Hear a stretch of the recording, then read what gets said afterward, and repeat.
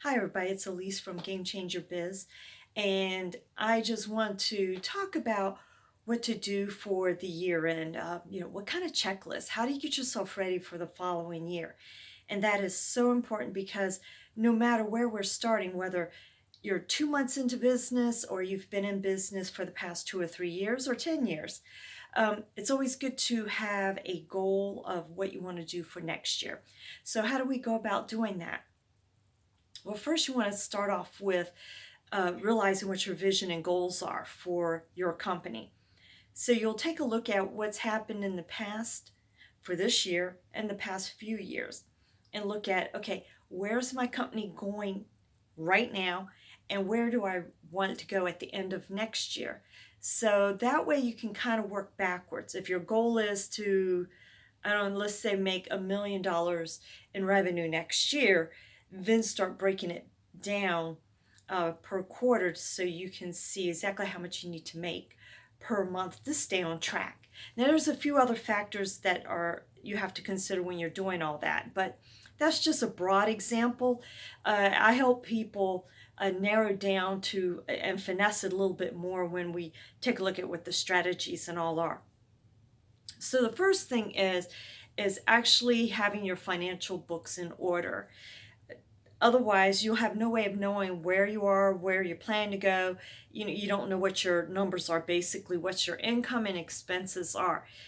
Sometimes income can be variable depending on what you have to offer and the different types of products and services. However, you should know what your expenses are, such as if you're leasing, renting, um, and you have other expenses like utilities or maybe an accountant, legal fees if you have a retainer, insurance fees, different things like that. Those should be pretty much set. Um, Unexpected expenses would be like office expenses, maybe buying more supplies, more laundry expense, or let's say postage, for example. But you need to know where your position is and where you plan to go. So finances are very important. I work a lot with that just because of my background. I enjoy working with numbers. The other one is understanding what your goals are. What's the vision for the company? And then working from there. Uh, you might decide to break out some more goals and maybe set aside some items or products and services that are not working right now. Doesn't mean in the future that they can't come back into play.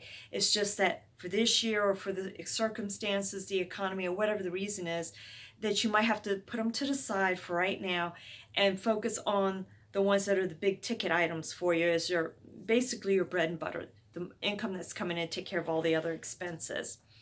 The other thing is plan for the upcoming year, and that is by, again, like I said, setting your goals, uh, having an action plan. So when you set your goals, you want to say, okay, this is what I'm going to need to do in order to implement this. So, for example, if you know that you need to do some networking or some marketing to sell a certain product, you know you're going to need to sit down with, say, a marketing manager or a social media manager. If you're looking to book appointments and do public speaking, you're going to need to talk to your promoter or business manager, whoever you may have that helps you with all this. So you can say, I want to be able to accomplish doing 2 talks a month. I want to accomplish selling so many units of a particular service or product for X number of dollars. Uh, there you have your goals. And then you have to say, in order to do this, I have to be able to market and reach so many people. And that's part of your action plan. To actually implement it is actually putting it into play. And then you keep track on how everything's going. Nowadays, it's so much easier with all the statistics and background, various softwares and applications on phones to track all that. So that's phenomenal in order to implement and try to improve. That way, each month you can go back and say, or on a weekly basis, I wouldn't say too much on a daily, maybe for the first few days just to see if you're hitting the right target market.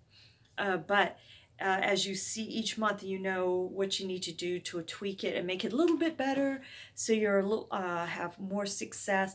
You can see what's working, what's not working. But those are just a few tips of what you can do for the upcoming year. You can take a look at the past year to see what was working and what wasn't, and then from there, uh, move forward for the following year. And sometimes some of the information is quite surprising. What you discover when you start learning how to read the statistics, whether it's in the marketing or uh, with your products and services, or actually in the social media world with YouTube, Facebook Live, or anything like that. You'll be surprised what kind of information you can glean from there, as far as even demographics, uh, and whether what part of the world is actually purchasing some of your products and services, especially if it's global. If you're more local, then you can kind of see who or your target market is in the your local area, as to what's selling and what's not selling. And that helps you determine how to get feedback and more information on what you need to do to attract more clients. So, those are just a few tips. If you want to know more, you can go to support at bhconsultingllc.net. Also, there's podcasts on it at Game Change Business and Massage Therapy. And I hope these tips will serve you well. If you like what you hear and see, don't forget to subscribe on the YouTube channel Game Change Your Biz. And also, again, if you have questions, don't hesitate to reach out to me or send me a message through Facebook or through the YouTube channel. So, other than that, I hope you have a great day. Take care.